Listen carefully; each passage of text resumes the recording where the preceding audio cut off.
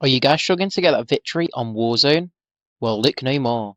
So guys, Daft here, and today I'll be showing you 10 different tips to help you get better at Warzone in Season 5 and prove to your friends that you are more than worthy for their squad. So let's get into tip number 1. This may sound like a very obvious tip, but it's just using your map. Not many people actually use it at the start of the game, but you're actually able to view it as soon as you start up, basically. Well, once you get into the plane, you'll be able to view your map and see where the shrinking gas circle will start. That will help you gain a sense for where more people are likely to land and where you want to go for. Maybe you want to go for more chaotic fight battles like it's Superstore or Stadium in Season 5, especially Stadium, or whether you want to go to somewhere like on the outskirts like Lumber or maybe some buildings in the middle of nowhere. Moving on to tip number 2. The second tip is using a loadout that you're comfortable and familiar with. So for Warzone, I quite like using an AR and then a sniper, or maybe an SMG and an AR to like vary like the sort of battles I get in, so I can shoot from long range from a sniper. Then when they get close, I can use my AR. I am showing like the attachments I'm using on the weapons right here. So if you choose to copy this loadout, then you can. I usually go with like C4 in a heartbeat, so I can actually view people around me. And I put overkill the perk, so I can have two like weapons, two primaries, and then I usually get another loadout drop and put ghost on it, so I can't like be seen on the other people's maps. So that's like quite a good tip, is just getting two loadouts. First one with the overkill, then your second one you can have the ghost on, so you don't come up on people's maps. Tip number 3 is just be aware of the in-game match events that can happen during any game. This can happen once a day, twice a day, maybe even 3 times a day. It does not happen every game. But what the 3 are Jailbreak, where it brings every single person back in the game, whether you're spectating, dead, in the gulag, anywhere. And the second one is the Fire Sale, where everything is discounted pretty much. And the third one is Supply Choppers that drop very, very good weapons and supplies and equipment. So just change your game accordingly to whichever event is actually happening in your game. Tip number 4 is actually just communicating and using your ping system. To ping on Xbox or PlayStation, whichever one you're playing, you press up on the D-pad to ping like the location of one of the enemies, or maybe you want to ping some items. But it is quite useful to just use. And as you can see on screen, you can't hear us, but as you can see, we're trying to push as a team and like trying to tactically take our opponents rather than just running in straight in. We're trying to play it tactically.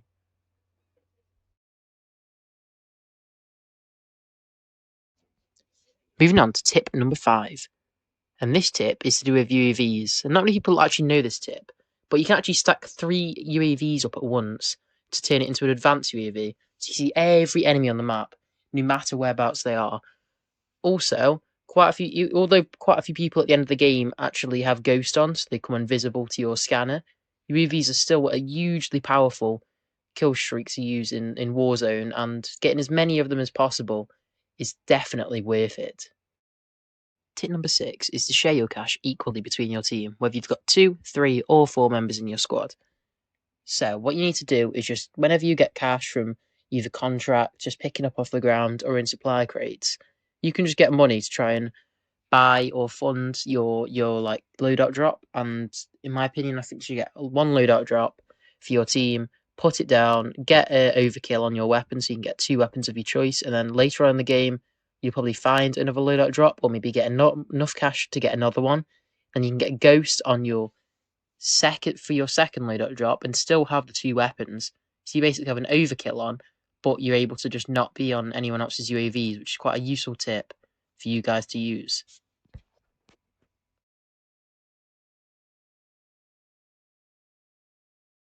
Tip number 7. Actually use contracts. Not many people try to use contracts, and if they do them, they go for most wanted ones to get the teammates up, which is quite useful in the long run. But it just never works out most of the time unless you're in a helicopter. So personally, the ones I'd recommend going for are the scavenger contracts, or maybe the supply run, or the bounty. Just probably not the most wanted one, as you come up on every single person's map.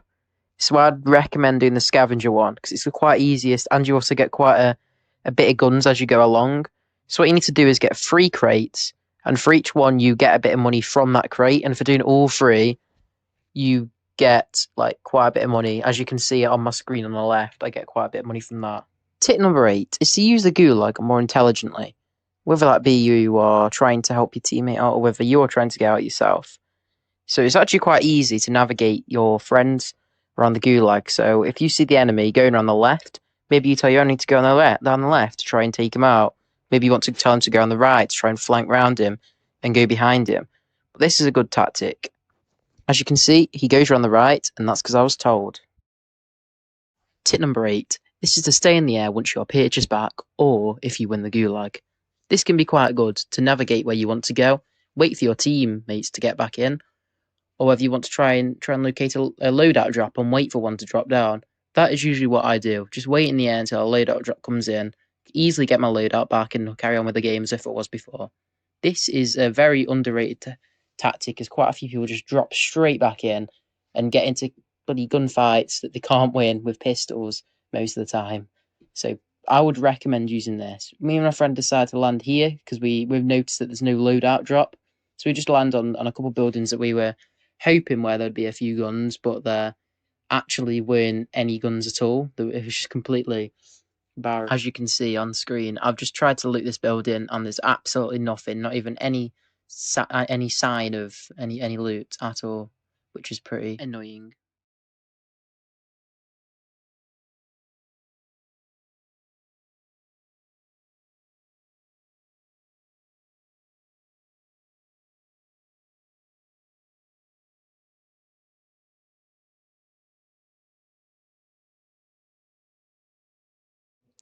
Moving on to the 10th and final tip, and this is to play Plunder.